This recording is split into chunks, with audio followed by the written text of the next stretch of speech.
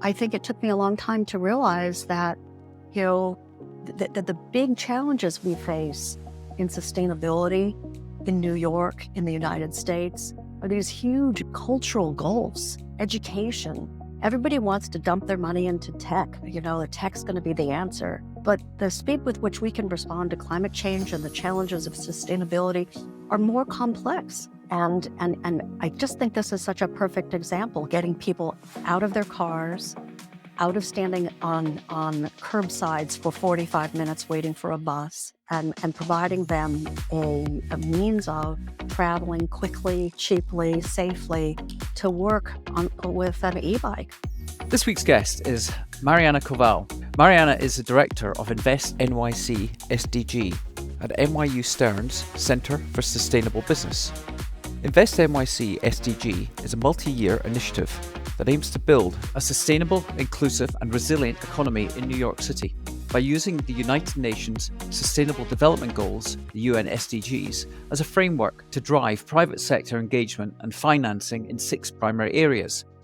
Those areas being sustainable mobility, built environment, climate resilience, renewable energy, food and health, waste and circular economy. Mariana's accomplished 25-year career has spanned non-profits, government and law. As an experienced political, organisational and policy strategist, Mariana has built deep domain expertise in sustainability, open space development and green infrastructure. She has a track record of bringing multiple stakeholders together to create complex urban projects, such as the phenomenal Brooklyn Bridge Park in New York City. If anyone's been there over the last 10, 15 years, you will have seen the huge transformation that's occurred in that green space. So today I really want to talk to her about how she's delivering transportation equity and to disadvantaged communities in New York City through an innovative micromobility and e-bike strategy. And this follows on from my recent interview with Carl Popham, who runs the Transportation Electrification Program in Austin, Texas. And given this is one of the areas of focus for the podcast, I'm really excited to welcome Mariana. So welcome, Mariana, to the Impossible Network. Thank you, Mark. I'm really delighted to join you today. Thank you very much for the time. And where do I find you today? I'm sitting in my office in my home in Boston, Massachusetts. In the world that we live in today, location is no longer an issue. My heart remains in New York. Oh, tell me about it. I'm in Austin, Texas. Oh, I like Austin. Oh yeah, I like it as well. But I mean, I having spent almost 12 years in New York, I see myself as a Scot, but a natural New Yorker. Yeah, me too. So yeah, it sticks with you. So before we get started, Mariana, I always like to get a little bit of understanding about a guest's background and what made them who they are as human beings and who you see yourself as an individual. Maybe you could just give us a little bit of a background to your early journey from where you were born, your early interests, the impact of your parents, and how you started out in law, because I found that interesting, given what you're doing now. Well, I was born in Los Angeles, California. Never really lived there. Both my parents grew up in Los Angeles, and we moved to Eugene, Oregon. My parents were married at age 21. My father taught at, he finished his PhD at the University of Oregon, and my mother finished college. She became a journalist. My father became a professor of sociology. We moved to South Bend, Indiana, where my father taught at Notre Dame, and my mother worked for the South Bend Tribune. This was back in 1967, kind of a pivotal time of change in the United States. The beginning of the feminist movement, civil rights was dominating our consciousness, the Vietnam War. And so that was the environment within which I grew up. And then we moved to Chicago, and I went to high school in Evanston, Illinois, a large suburb. And I had 2 working parents, 3 younger sisters, and was always a reader, read early in life, read late at night. and I found myself fascinated by politics and the events of our time. And so, I don't know, my political awakening was when I went to the Orrington Hotel I think it was right after the mining of Haiphong Harbor in Vietnam.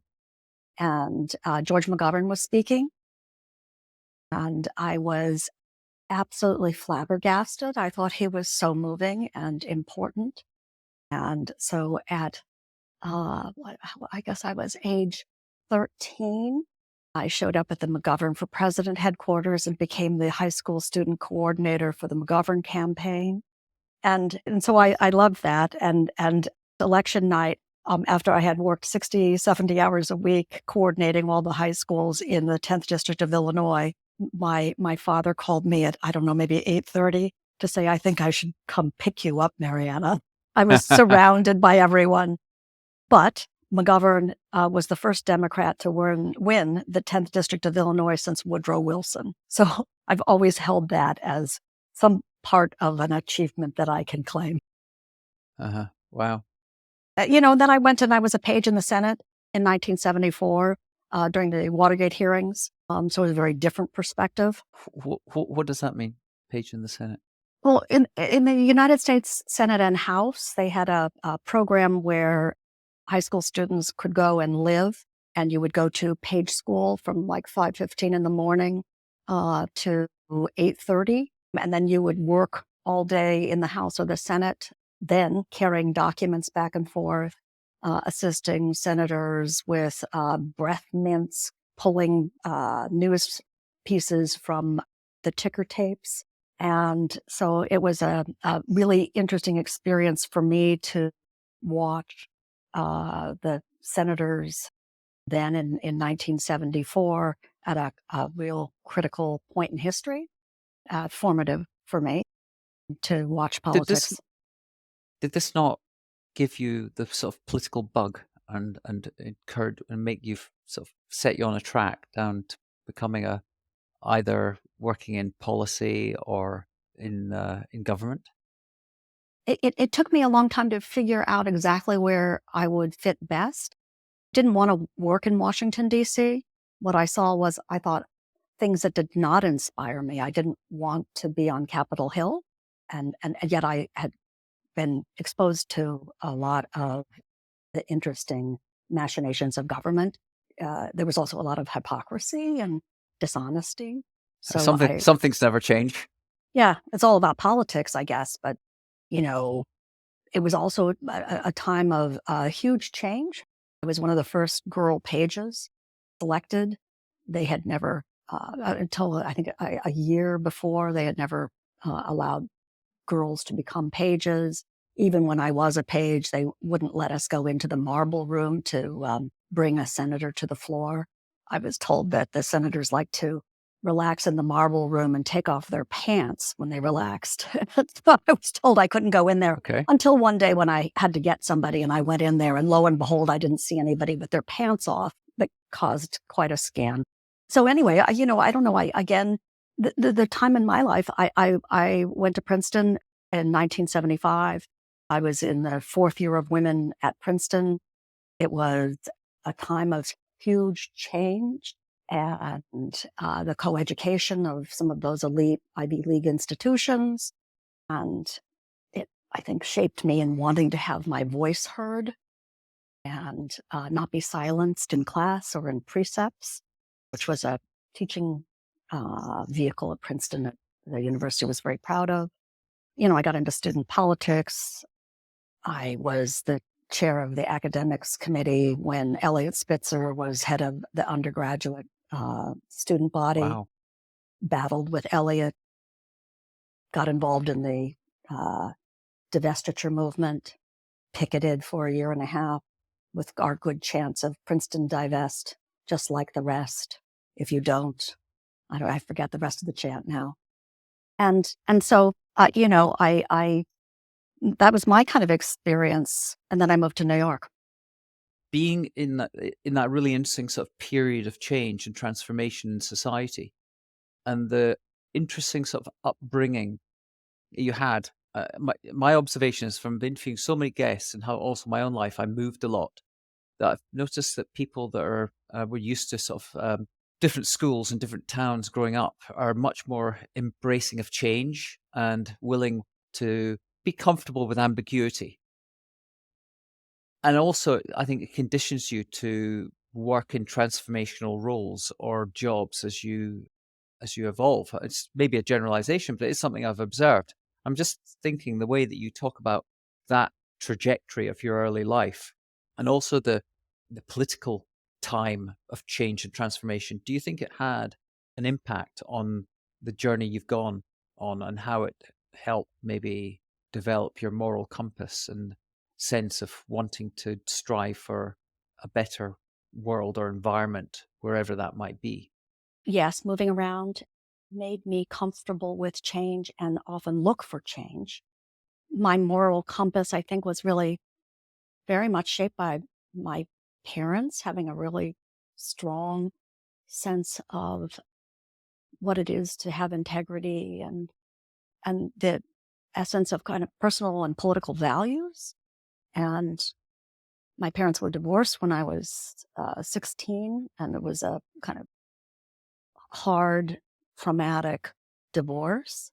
My mother was a journalist and my father was a professor.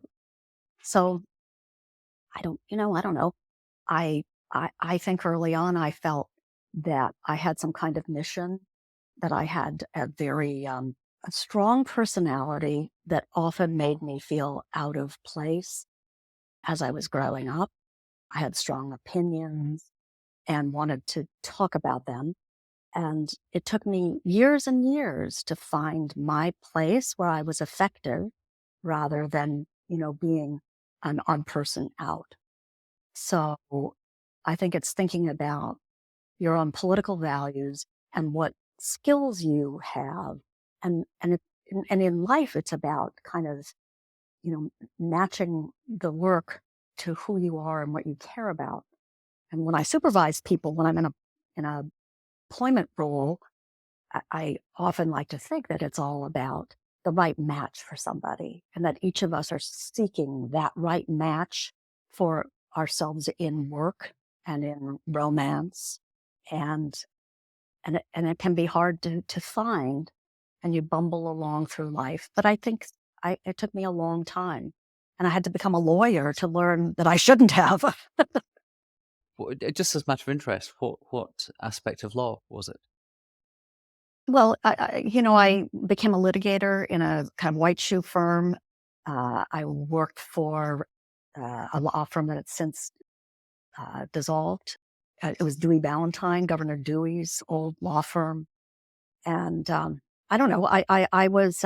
I remember as a young lawyer going to have dinner with my mother and just saying how painful it was. I felt like I was a big square peg being ground into a round hole, and I was trying to be, a top-notch litigator, and I really hated it.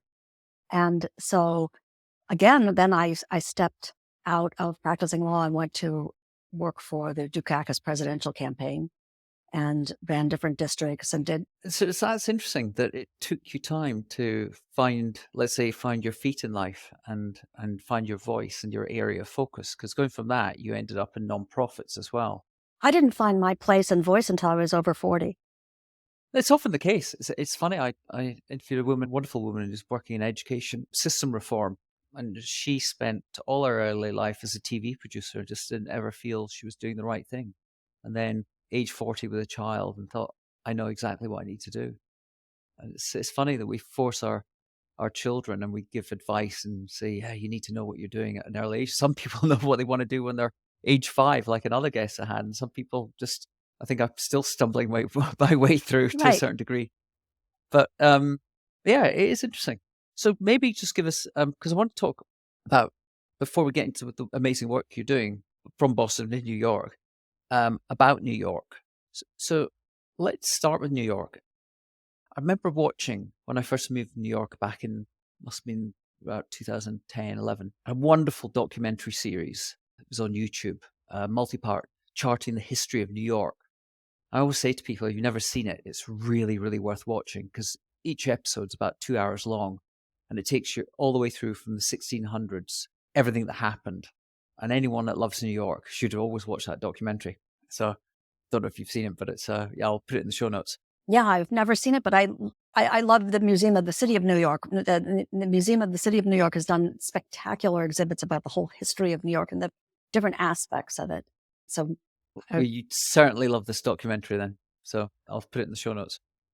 But as the largest city in the US, and with one of, I think it's safe to say, one of the most diverse populations, and it's always, and the reason I mentioned the documentary is it's, people often just see cities as almost like this, not a static entity, but just it is what it is. But cities change, they evolve all the time. And it's a city that has continued to evolve and adapt to the ever changing economic, social, technological, and environmental conditions. And it's continued to do so. And one of the most obvious ones is just post Sandy. And I think everyone that was there can sort of attest to the fact that how resilient the city was and still is. So I'd love you to just give your perspective on why you think New York is so resilient, especially given COVID. And I was stuck in Williamsburg for the whole time, didn't leave the city once. And everyone's predicting the demise of New York City. And I didn't ever believe that was going to happen. So I would love your perspective on that. I think New York is just an incredible city, and I am, after having married and moved to Boston, but still commute to New York regularly, my awe for the city continues. It gets to be fresh, each time I come in on the Amtrak. My heart still trills to the view and the sense of energy and excitement, creativity, innovation. I guess I moved to New York basically my junior summer in college when I went to work for the deputy mayor for criminal justice, Herb Stewart. I was an intern, and I never left until I recently married someone, and he was based in Boston. And so I commute and make that gesture to having a happy marriage. It's more than a gesture.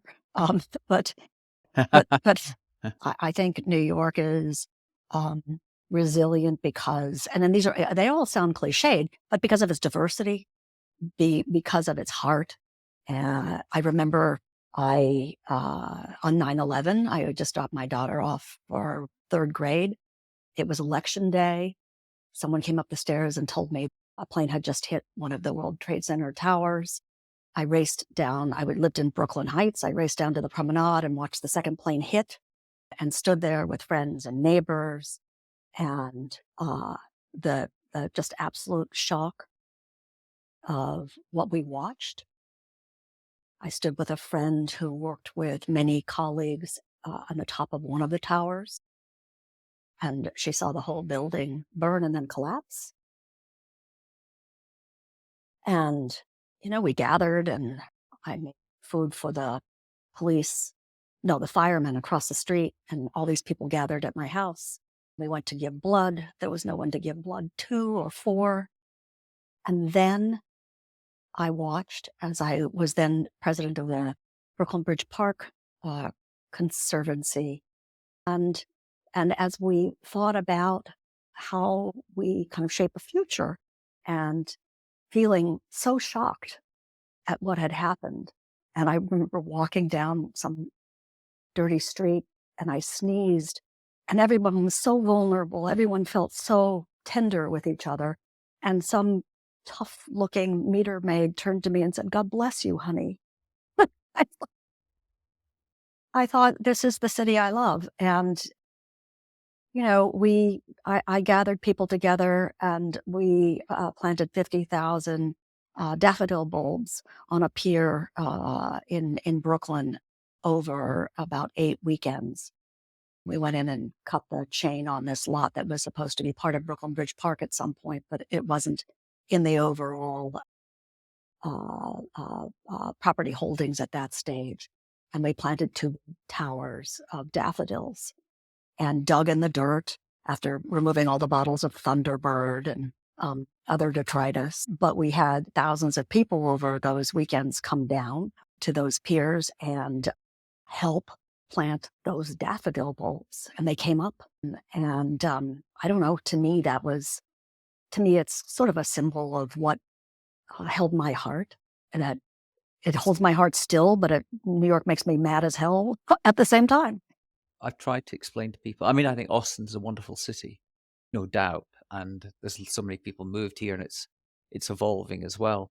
But when I try and explain to people that there's something incomparable to New York, and I think, as you described it, the diversity. I think in its diversity, there's a unity that brings people together in times of some form of strife, whether it be 9/11, Sandy, COVID. I remember during COVID, I was doing a project actually with Vanessa Barboni-Halleck of Another Tomorrow called Back the Neighborhood, when we were looking at, how do you reknit the fabric, and going around interviewing people around the West Village, and just amazing the sort of the sense of what we're calling common unity between those people, all wanting to do the right thing to rebuild. But there's something in the spirit of the city, and I think it's grounded in its diversity, and the fact that the unity is people see themselves as New Yorkers. Whether you're Kashmiri, Scottish, Argentinian, whatever, you come there and you say, this is who I am. So And it took a it's very long powerful. time. It is very powerful. And it took me a long time because I thought I am a New Yorker. It was like, I'm opinionated, I'm loud, I can be too aggressive. And yet I found my people. I found my people. And it was a wonderful feeling, to be able to go in and quickly tell somebody that you want, ham sandwich on toast or whatever the hell it was. And he gets that back to you, and somebody shouts at you and you shout back at them in a genial way. Well, okay, so that's that question. The role you're in now, and we're going to come back and talk about the Brooklyn Bridge Park because I think it's fascinating. In the role you're in now as Director of Invest NYC, around the SDGs, the Sustainable Development Goals, at New York University, the Stern School, the Center for Sustainable Business, if I'm correct. You are one of the people at the forefront of driving change and transformation in the city through applying that SDG framework, the 17 goals, but built into those six core areas I mentioned at the beginning. Can you just give a simple breakdown of actually what that means and why it's important to both citizens and business? And I think you were one of the first cities to embrace the SDGs framework and to work in, let's say, in harmony with the goals. Well, I think New York City was the first city in the world to actually take its own sustainability plan and map it against the UN SDGs and agree to voluntarily report its own achievements against the UN SDGs. The SDGs were promulgated in 2015 with the goal of really catalyzing private sector business investment to address the 17 different goals by 2030. And so the head of the Center for Sustainable Business, who's been a long colleague and friend, Tansi Whalen, she thought that this was a great opportunity to really test what could be done on the ground to develop sustainability projects, match sustainability projects to the needed financing. And so she asked me if I would be interested. I had worked with her on Brooklyn Bridge Park, and I didn't know exactly what it would translate into, but I guess, we had 6 areas that we were looking at: the built environment, waste, food and health, sustainable mobility, renewable energy, and climate resilience. And so we just spent time thinking about and research and engagement of people across various sectors to find out what are the problems within New York City? What are the barriers to achieving them in these areas? Who are the stakeholders? What are the metrics by which you could measure success or failure? And in truth, I think we began, or I may have begun with the idea that, well, I need to find existing projects that I then can introduce and match to private finance, whether it's philanthropy, impact investors, VC. I didn't know how to do that. And I didn't have a deep finance background. But what I did know was that if, in fact, we wanted to engage the private sector, and there were New York City sustainability goals. Those sets of goals are a politically created document, or a document created by a political entity, and that we had to get everybody together. And I spent a lot of time thinking about what people within different city agencies had as their goals, where they thought they could see a private sector role that would be useful, and then talking to people in the private sector. So, what I've learned in my long career through a lot of mistakes is the importance of learning how to collaborate and develop collaborations across different kind of silos. And so that was really important in this process. And then I think the other thing was just the serendipity of talking to lots and lots of different people about where there might be solutions to various problems, and then trying to bring other like-minded people together and shape a solution and find funding, financing, and move it forward through education and other engagement processes. It must be challenging with the myriad of departments and organizations and bodies within the city, both public and private, with their own vested interests, to get consensus on such big, challenging goals. Because there's going to have to be some compromise and some sacrifices made in certain instances.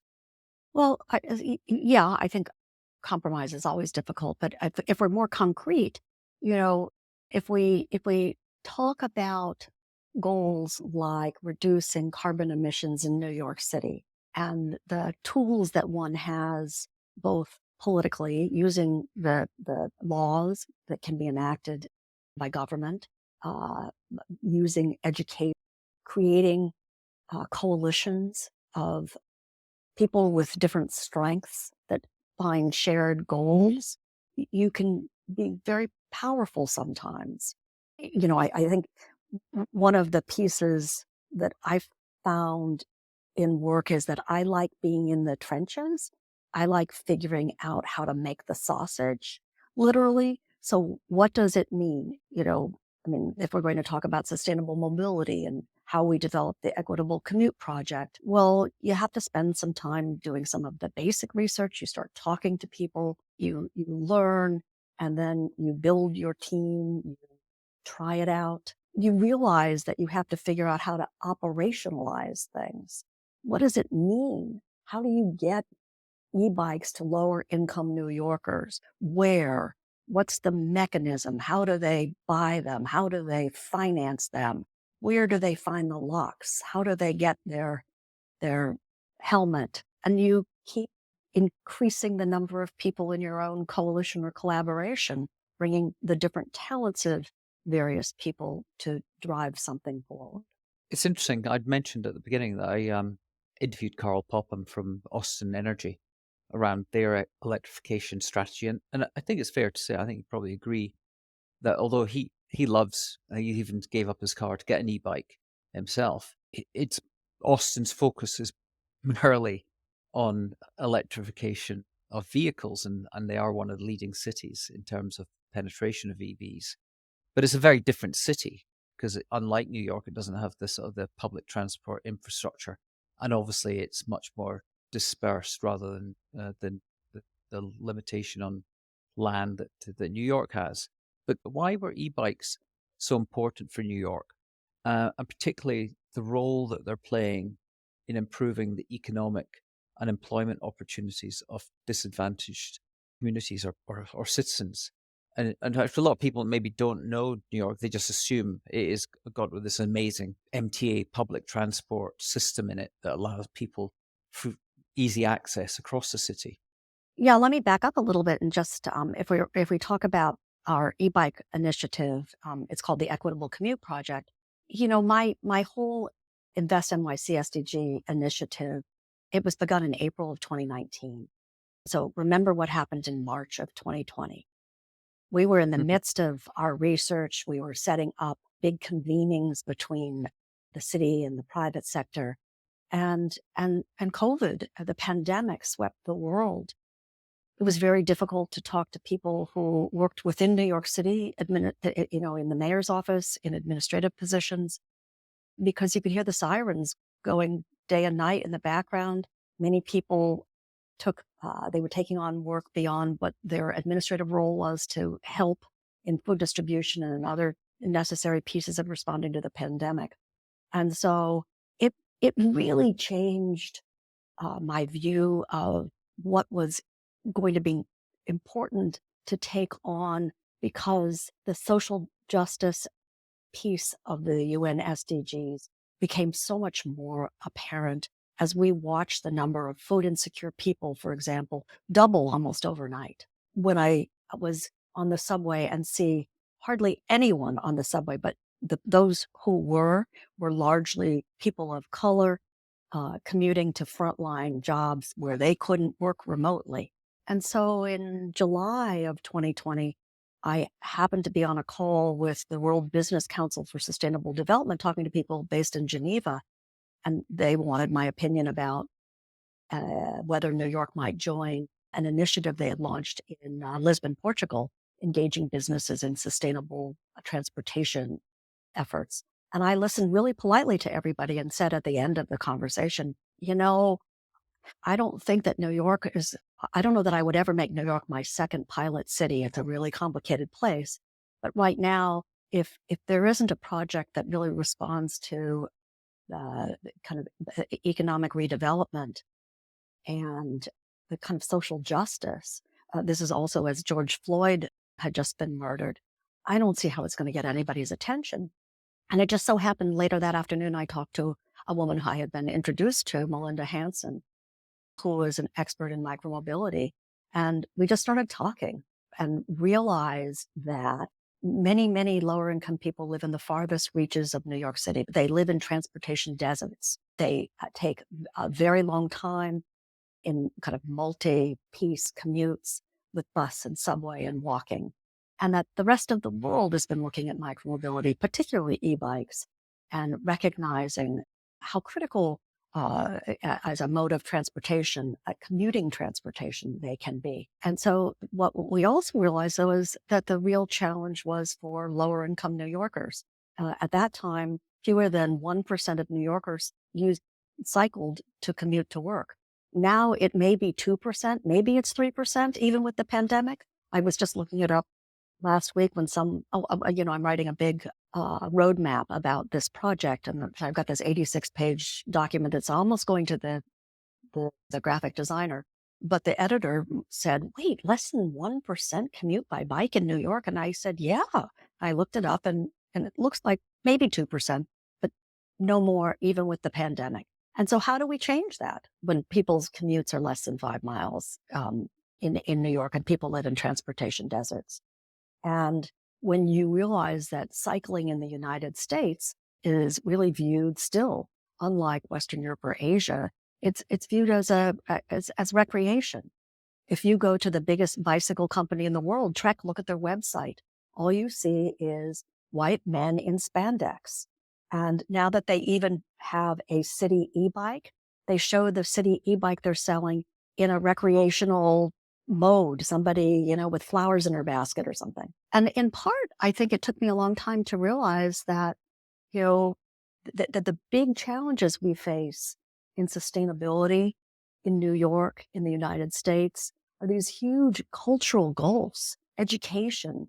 Everybody wants to dump their money into tech. The tech's going to be the answer. But the speed with which we can respond to climate change and the challenges of sustainability are more complex. And I just think this is such a perfect example, getting people out of their cars, out of standing on curbsides for 45 minutes waiting for a bus, and providing them a means of traveling quickly, cheaply, safely to work with an e-bike. So obviously there's a lot has to happen, and what you're doing to implement this change, aside from the education, there are considerations around bike lanes, the infrastructure, the safety, the security that you sort of touched on. But maybe you could explain, because I've looked at a couple of your documents, and you have 3 core pillars that underpin the Equitable Commute Project. So before we get into the specifics, could you just detail what those are? Yeah, we've been able to kind of sort them out into access, green jobs, and the accelerator component. So access is delivering the means by which people can actually afford to buy an e-bike, and that is supported by incentives that can be as a rebate or subsidy. It was included in the Build Back Better bill. There was over $4 billion for e-bike subsidies, but it was stripped out in the Inflation Reduction Act. But it could be Yeah. done by New York State, and we have pending legislation, which we've been supporting Assemblymember Robert Carroll in thinking through how to get this incentive legislation passed in New York State. The other piece of it is creating accessible financing. And so one of our partners is Spring Bank, which is a B Corp CDFI, which stands for Community Development Finance Institution. They're based in the South Bronx, extremely innovative. And we've been working with Spring Bank over the last 2 years, and they've developed a lending program for people who seek to buy e-bikes. And they make that loan product available to people without any credit history. So it's Wow. wonderful. It's very innovative, important financing for lower income New Yorkers to have access to sustainable mobility. So that's the access piece. And on the green jobs piece, this is an enormous industry that's growing by leaps and bounds. We've worked with the HOPE program that does workforce training. They're one of our coalition partners. And the HOPE program has designed workforce training for e-bike mechanics, battery maintenance, and the other kinds of sales and maintenance functions that are necessary for this growing industry in New York City. And then the last piece is we characterize it as the accelerator piece. It's the advocacy and education of New Yorkers about the access, but the benefits of e-bikes in simplifying and reducing the cost of commuting. We do have one of the best public transportation systems in the world. What we don't realize is when you look at a subway map, for example, when you look at the Bronx and see where the greatest population, lower income population lives, and the largest employer is at Montefiore Hospital, to get from the southeast corner of the Bronx up to Montefiore is an extremely long, multi-pronged commute that can be actually done on an e-bike in 10, 15 minutes. But otherwise, bus yeah, centric. Bus, Yeah. subway. Our subway lines are north-south.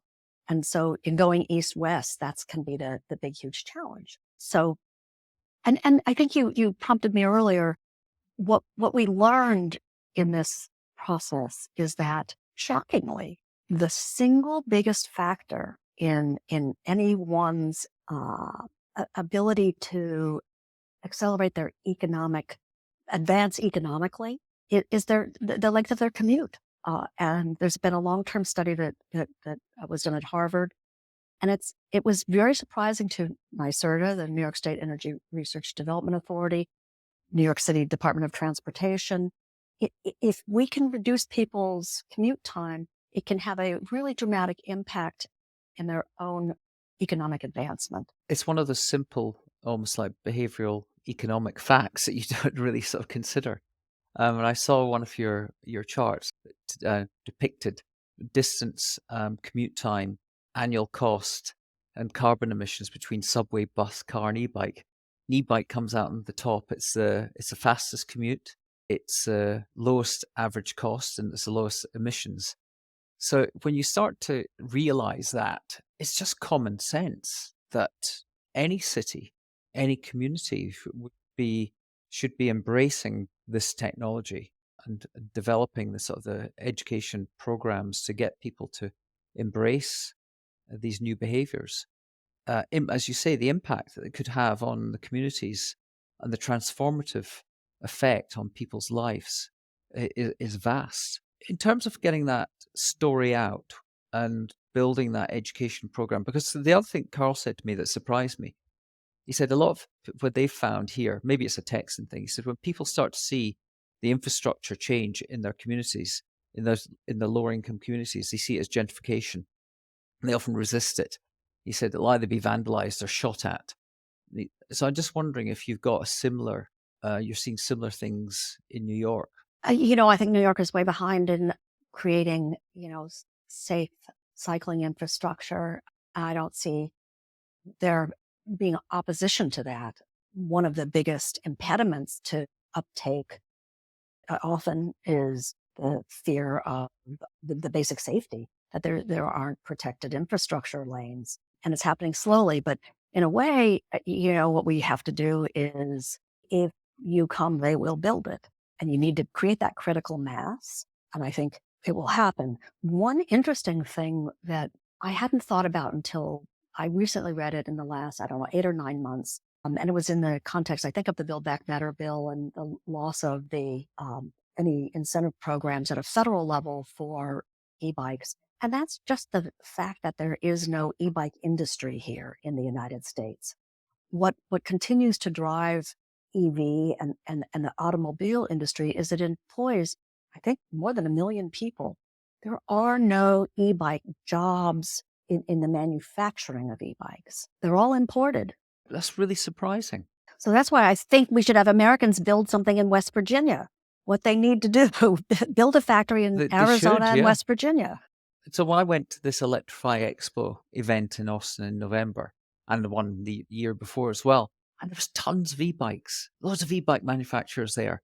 And it didn't even occur to me that none of them would be local or American manufacturers, given that you've got, obviously, with Detroit, with Ford and GM, and the car manufacturing, that that would seem to be a huge opportunity for startups.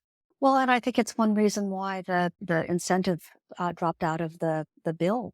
It's because there's no industry that it's supporting, and there's no American industry that the incentive supports. So you've talked about the infrastructure, and that maybe is a little bit lagging and these secure bike lanes. Obviously, there's a safety element to that, but there's also the sort of safety and security for the bikes. So how do you help address those concerns for people that, if they're going to work, they have safe places to lock them up? Is that something that you can affect, or is it something you look to the private public partnerships to address? I think it's a concern. There's bike theft. Bike theft really increased during the pandemic. That's why I think one important partner in this piece is employers, and employers encouraging their employees to use e-bikes, creating their own kinds of incentives, and also providing safe storage at least the work side of a commute. And I think, having better locks will help. People are developing a lot of different systems right now because e-bikes are more expensive. I think that the city can gear up if the city anticipates and sees increasing demand for parking infrastructure, safe parking infrastructure. We talk about the journey you've been on. You're obviously the journey is far from over, because if you think about the pandemic and how wonderful New York City was as a place, and I cycled around New York all the time during the pandemic, and it was delightful to be cycling up and down what were essentially these canyons with hardly any traffic there.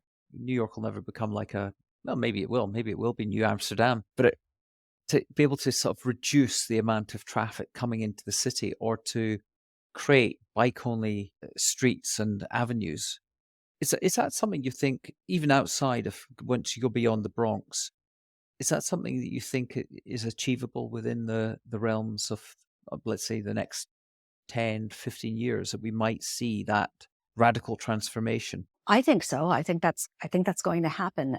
I go back and I think about the radical changes that were made during for example, the Bloomberg administration, the Department of Transportation Commissioner Jimette Sadiq-Khan, who was very smart and thoughtful and put her shoulder behind City Bike and made that happen, changed the streetscape, all sorts of traffic calming and parklets and other infrastructure to give the streets back to people.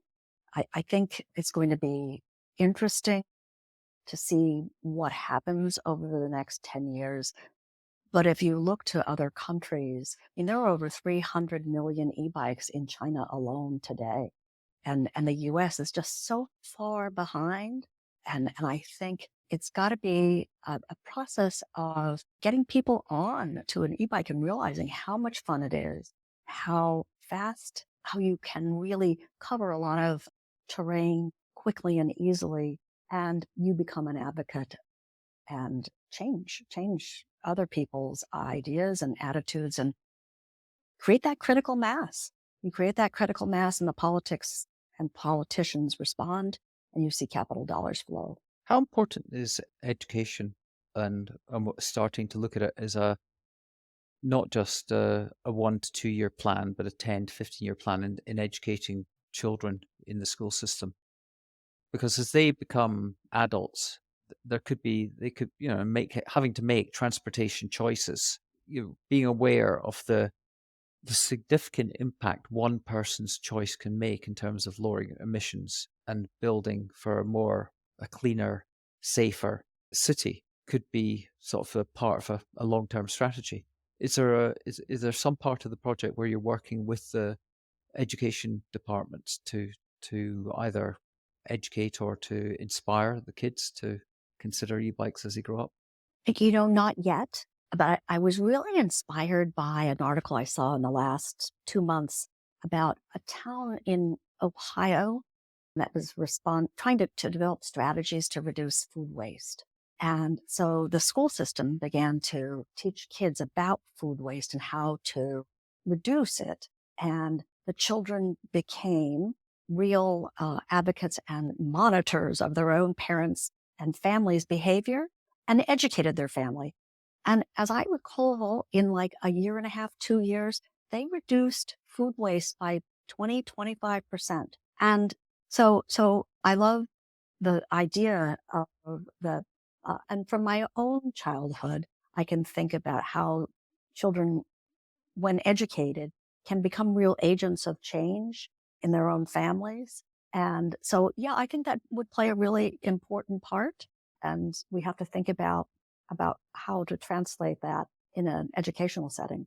Yeah, I think it's clearly there's opportunities there, particularly good, as you say, China. There are a lot of people who have bikes there, but it has been traditionally a bike culture that then became a car culture. The US is very different. So starting young and trying to change the mindsets of children so that they don't immediately see the transition to adulthood and the rites of passage as being adulthood equals get my first car. Yeah. And I think that's an important message to start to seed with children, that it's not necessarily aspirational Yeah. to have a car, particularly when you're in a city.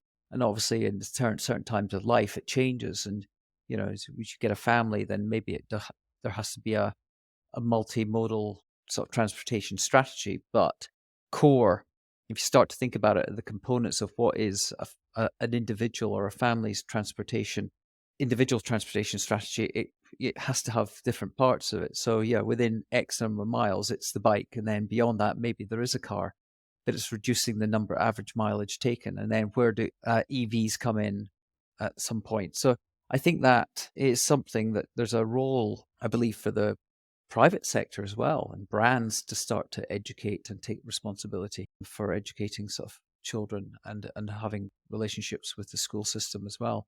Because if you start to think about the SDGs, people maybe see these goals as these audacious, unachievable goals, and what difference can I make to the impact on them? But when you start to break it down into the sectors that you've talked about, like food and waste, and about the transportation, give them specific local manifestations that people can understand, that the impact they can make, the changes they make and that they adopt in their lives can have an impact when they're adopted at scale.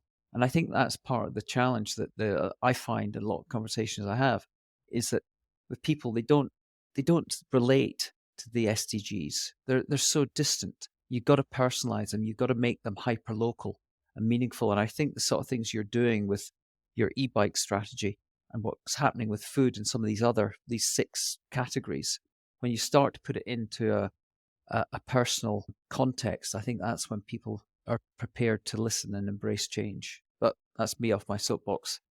Well, I agree that we have to bring these audacious goals into concrete contexts.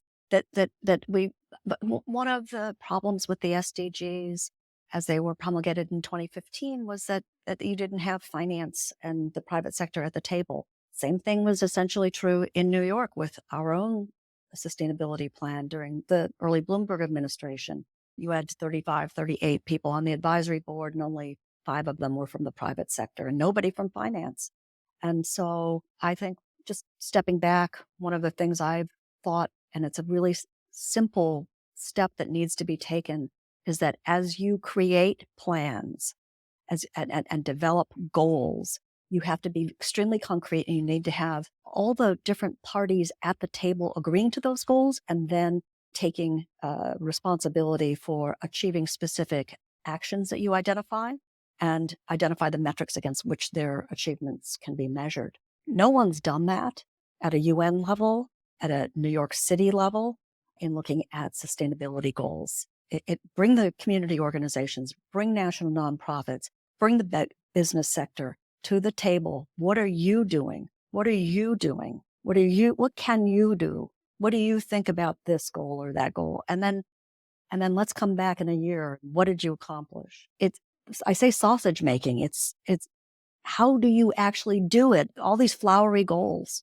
But that's exactly what you're saying there is a great example of it not being hierarchical, top down, imposed by this big global organization, and everyone going, yeah, okay, it's not us, it's the Chinese that are causing it, the Indians, the emerging economies, we're doing what we can, whatever.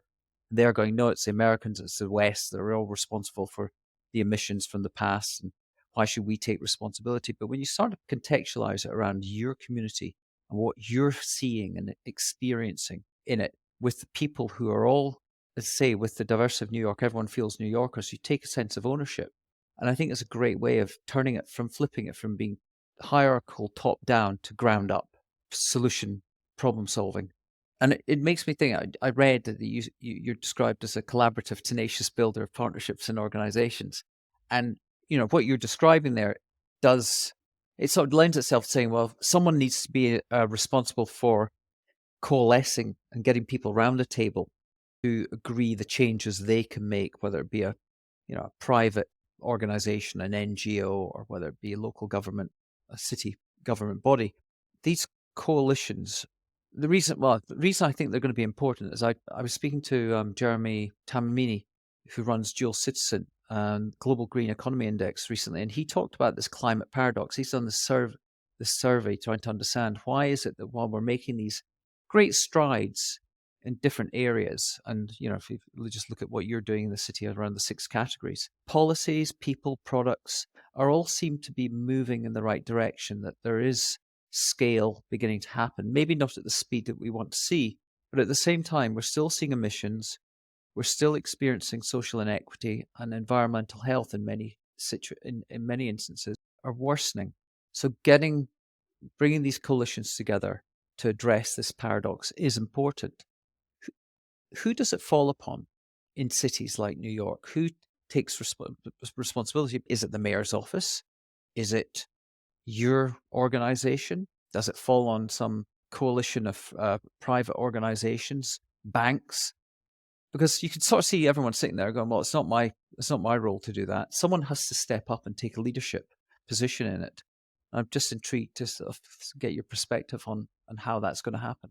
Well, and maybe this is too traditional, but I guess I think that to advance critical sustainability goals, when New York City and New York State government controls most all of the infrastructure, they own it or control it, it's very hard to lead a movement to advance change without having the real leadership of city and state government.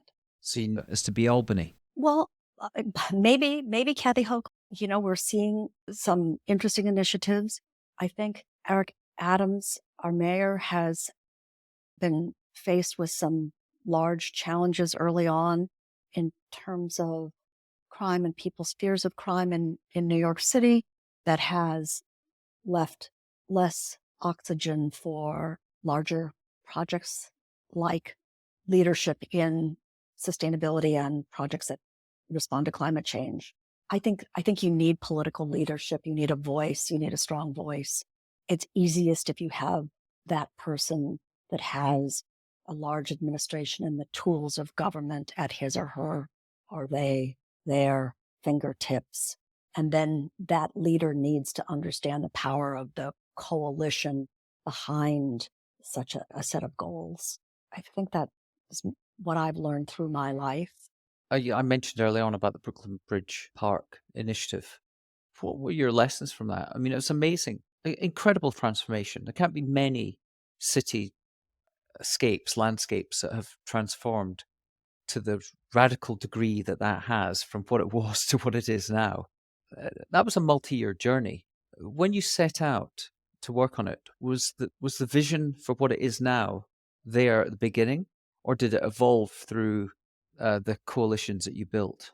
Well, I'm just one of many people who worked on Brooklyn Bridge Park over many years, over almost 2 decades. And I think it had to come from a combination of having a powerful city-based coalition. It couldn't just be Brownstone, Brooklyn, and the ability to communicate the kind of political power of that coalition to elected officials. Then it was the mayor and governor, and knowing when in the political cycle you make that leadership appeal.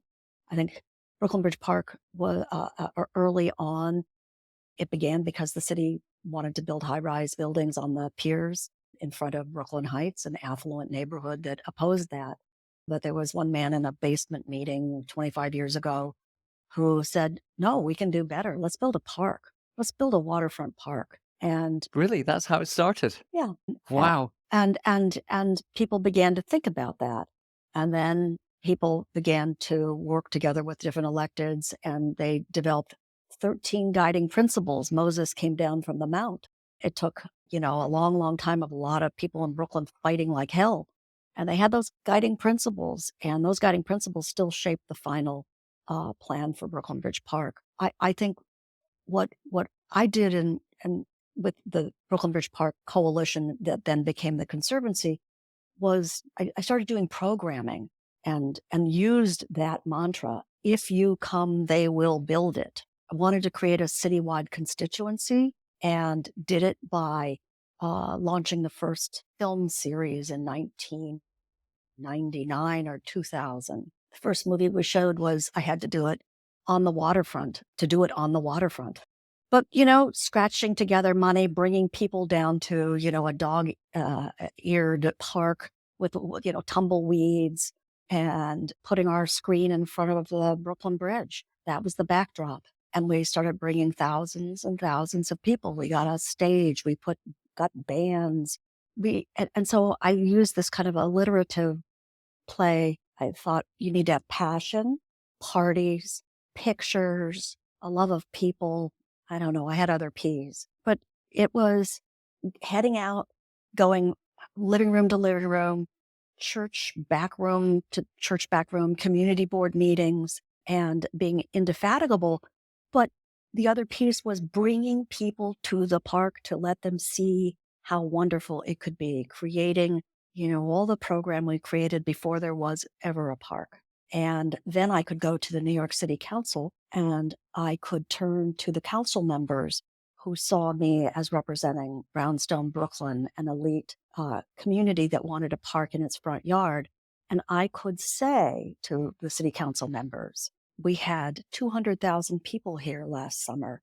And this is the zip code breakdown of who came and what they did. And these people came from your district, and these people came from your district. I learned politics in part that way. And so it was really hard, but we did the floating pool in 2007, where we created beaches in a parking lot and had, I think, almost 100,000 people come to this retrofitted garbage barge that was a swimming pool that overlooked the Statue of Liberty and Lower Manhattan.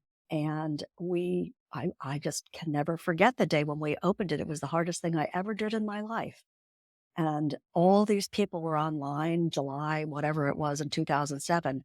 And when I went and opened up the rope to let them run up onto the barge, this little boy with his noodles said he ran up to the top of the stairs and looked out at this gorgeous pool. And he said, oh my God, this is for us and it's free. And he jumped in. Lovely. So it was movies, pools, dancing, God, all the different things that makes, and this is the spirit of New Yorkers. That we had Easter egg hunts that brought 10,000 kids. We couldn't imagine that there would be so many people who wanted to come to an Easter egg hunt, and we were overwhelmed. So it's creating fun. So during that time there, must have been a period of going back to being comfortable with change, embracing change and seeking out and being comfortable with ambiguity. That must have been a period when you must have had to be quite resilient, at a time when there's no certainty that it was going to happen. There was no guarantee that you get these coalitions and these agreements in place with the politicians to end up building this park.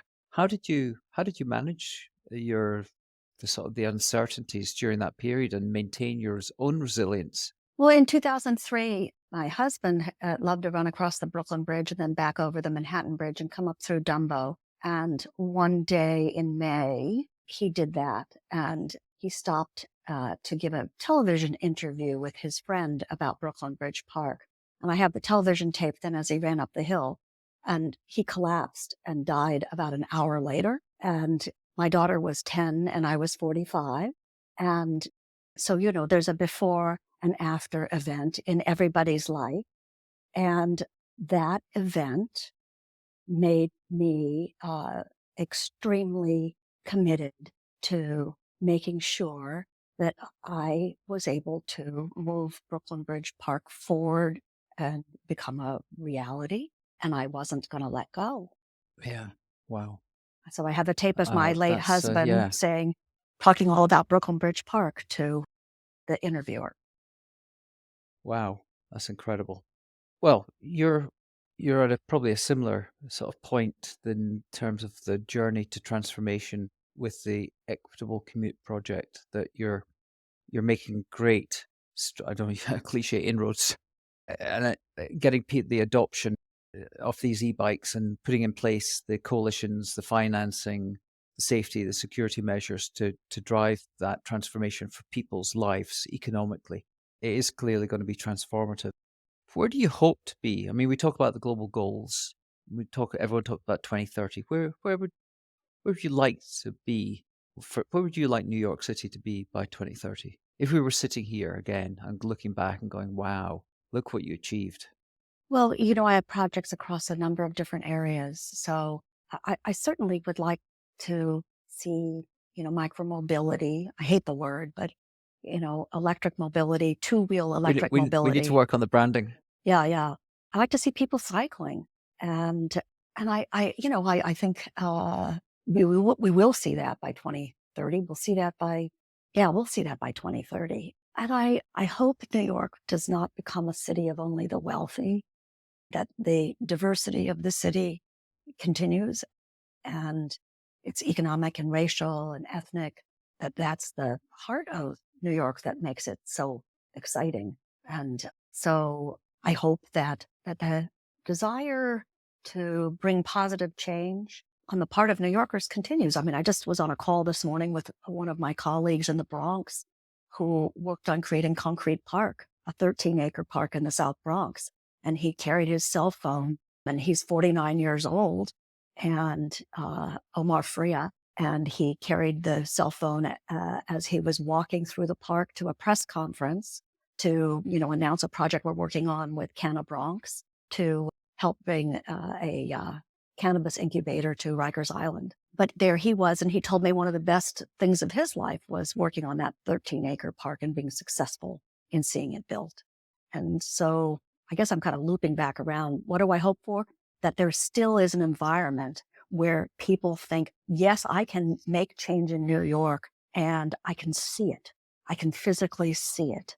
So whether it's better bike infrastructure, more public spaces, parks in communities that haven't had parks, finding finding ways to increase urban agriculture, food production within the city of New York. Massive opportunity. Right. So we have a lot of ideas. Yeah, urban farms. I mean, I've gone on endlessly to people about the most extraordinary experience, community experience I think I've ever had, wherever I've lived, was North Brooklyn Farm, which was the community farm built on the edge of underneath the Williamsburg Bridge during the development of Domino Park. Right.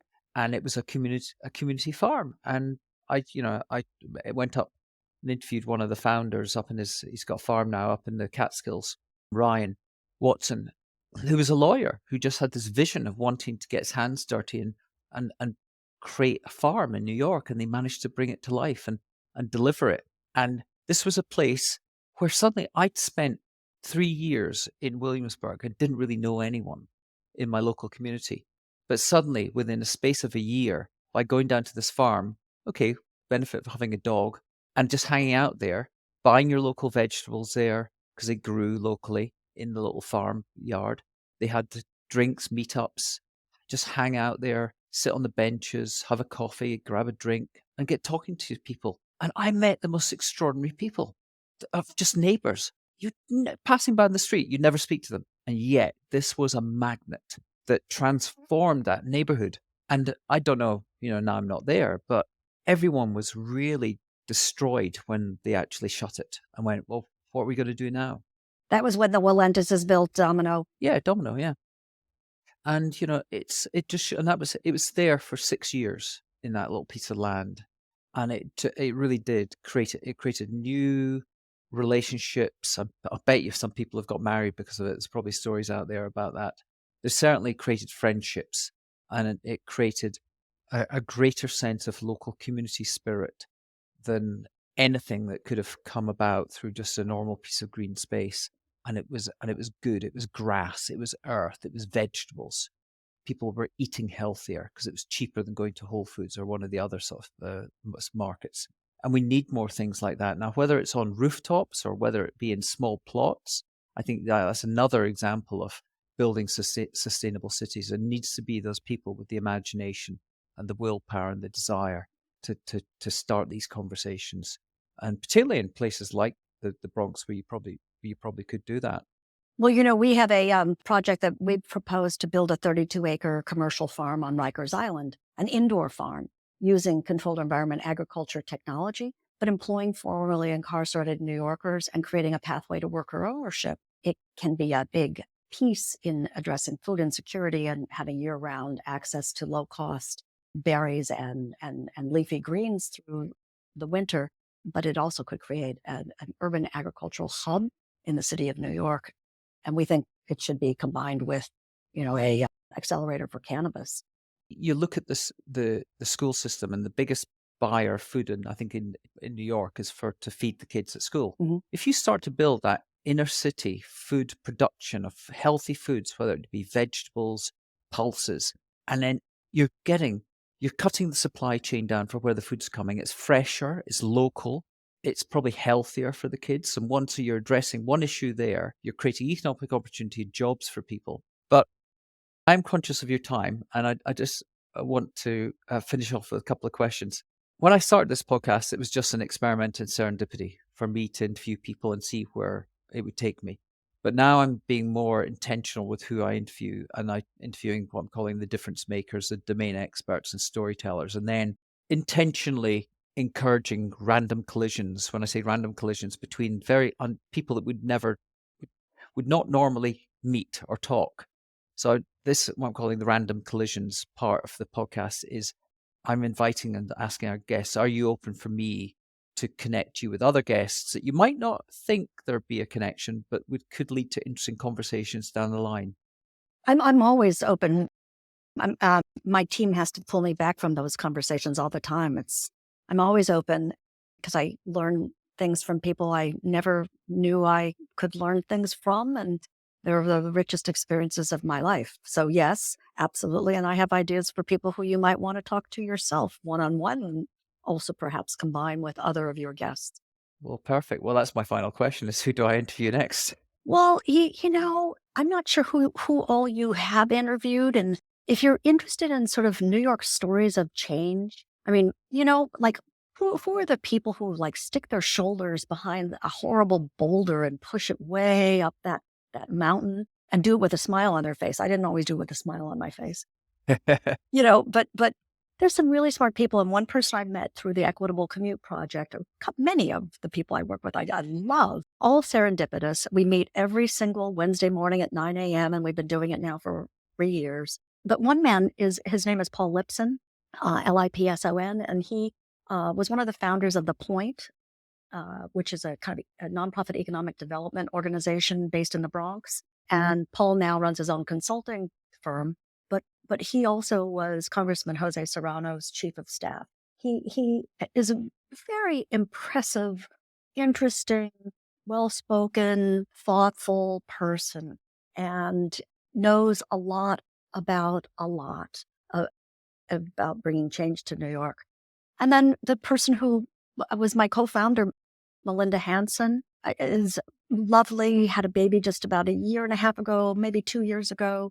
She has great energy. She's the micromobility master, wonderful expert of all things, and I think a really fun conversationalist too. She draws people to her. She could be a lot of fun to talk to her. Omar Freya, who works with us on the Rikers project, the Rikers Commercial Farm project, and now with Canna Bronx and creating a accelerator incubator on the island.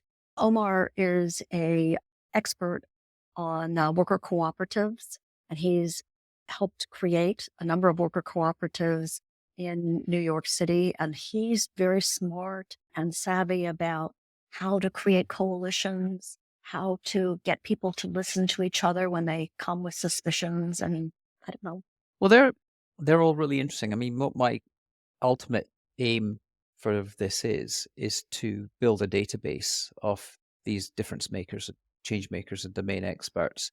People are where you can go in and say, I want to know everyone that's doing really interesting stuff in micromobility. So it could be whether it be in Texas, or it could be in New York, or it could be in London, and then start to see the impact they're having and be able to go into that database and connect with them. Because I don't think we've got the tools to do that. We've got GitHub for code, where we can go and find code if you're building some sort of application or website. But you got things like LinkedIn. It's okay, fine. You can look someone up, but you really want to be able to go into a specific area, and that's why I'm focusing at the moment these conversations on sustainable cities, stroke mobility and transportation, criminal justice reform, mental health, and education system reform, because they're 4 distinct areas. Mm-hmm. And then I can then start to, through people recommending people, you can start to build up a network and then say, well, who should be in this database? So it's going to take a while to do it, but I think that I'd like to think that there would be some value in that, because, when you mention about Omar and go, oh, that's really interesting, creating worker cooperatives. Well, we're going to need more of those in the future. Particularly, we talked about AI, but a lot of people are running around like headless chickens at the moment because they're worried about the impact it's going to have. And it will have an impact, but it creates opportunity. So we need people with imagination coming together, say, okay, what can we do to embrace these amazing new tools and then create new structures, new organizational cooperatives that are not typical hierarchical organizations, that create more equity for people and bring more people into the workforce that might not have gone through traditional education, and create new pathways for opportunity. So we're at a point of great reimagination for society. And I think we need to have more conversations and connect people together who wouldn't otherwise collide with each other, to then spark new ideas. I agree. I think that's a good idea, and you can call it change makers. Yeah, I haven't got a name. I'm calling it an action engine at the moment, but it might need a better name.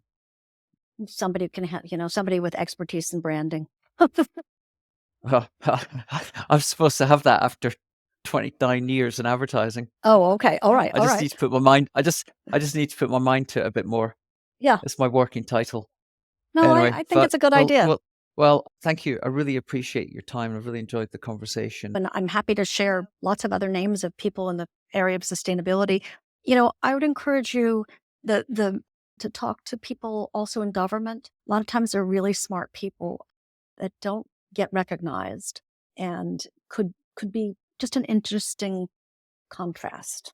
People who say, I'm going to try to make change. The people who have Yeah. really committed their lives and careers to key sustainability goals and can who may have retired actually recently or something, but can reflect on why government can be a place as much as people deride it from bureaucracy, and it's fair to do it. But that I don't know, sometimes I think there are these unsung heroes that we should sing more about. Well, no, I do totally appreciate, and you're echoed the fact that you said, you look into this. If you really want to affect the change, you need to look to the where there is power within the, not just the politicians, but you say elected officials. And we know that some of the great innovations that have happened have come as a result of from political will. And I know that a lot of the great innovations in the US have come because of decisions and investments coming from central government. So I'm sure that, although I believe in the power of bottom up and the will of people, but there needs to be still echoed with the support and the impetus created, and maybe sometimes the funding from government. There was a great Philadelphia mayor about 10 years ago, and I'm going to blank on his name, but he was a pioneer in green infrastructure. Philadelphia leapt ahead. I took the commissioner of DEP in New York down to see what Philadelphia was doing, to hold it up and say, look, Philly's doing this, and it's like a city of 700,000. But I had him at a panel that was sponsored by the Rockefeller brothers at one point. I'll think of it. But finding people who really knock your socks off. Anyway. For sure. Well, I'm open to it for me. Okay, that sounds good. Okay. Well, good. It's fun to talk to you, Mark. And thanks a lot. And I wish you well in this project. It's very ambitious, but I think it's a smart thing to do. Okay, that's all for now, folks. Now here's my ask of you. Please follow this podcast on Apple or Spotify or whatever player you use. Also, please subscribe to our new Random Collisions newsletter. We really are working to build a global community of action takers, action engines of people that really care about the problems that need solving. Thank you very much, and see you next time.